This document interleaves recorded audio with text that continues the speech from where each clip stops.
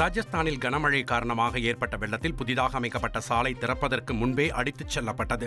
ராஜஸ்தான் மாநிலம் ஜூன்ஜுனு மாவட்டத்தில் உள்ள பஹோலி ஜார்ஜ் சாலை சமீபத்தில் அமைக்கப்பட்டது.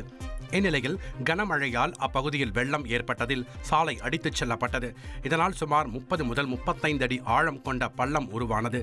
இந்நிலையில் தரமற்ற முறையில் கட்டப்பட்டதால் தான் திறப்பதற்கு முன்பே புதிய சாலை அடித்துச் செல்லப்பட்டதாக மக்கள் குற்றம் சாட்டியுள்ளனர்.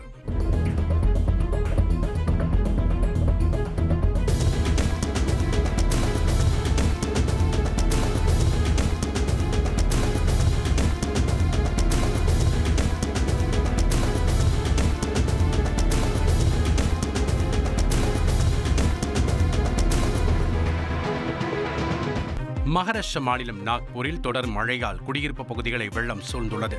நாக்பூரில் 3 நாட்களாக இடைவிடாத தொடர் கனமழை பெய்து வருகிறது. இதனால் நகரின் பல்வேறு இடங்கள் வெள்ளத்தில் மிதக்கின்றன. ஒரே நாளில் சுமார் 77 மில்லிமீட்டர் மழை பதிவாகியுள்ளது. நியூ நர்சாலா பகுதியில் வீடுகளுக்குள் தண்ணீர் புகுந்ததுடன் வாகனங்கள் நீரில் மூழ்கின. வெள்ளத்தில் சிக்கிய மக்கள் ரப்பர் படகுகள் மூலம் மீட்கப்பட்டனர்.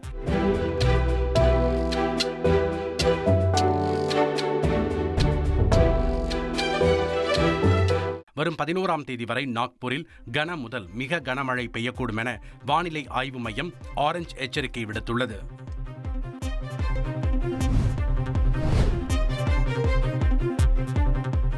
கேரளாவில் முழு அடைப்பு போராட்டம் எதிரொலியாக பத்மநாப சுவாமி கோவில் பக்தர்கள் கூட்டமின்றி வெறிச்சோடி காணப்பட்டது.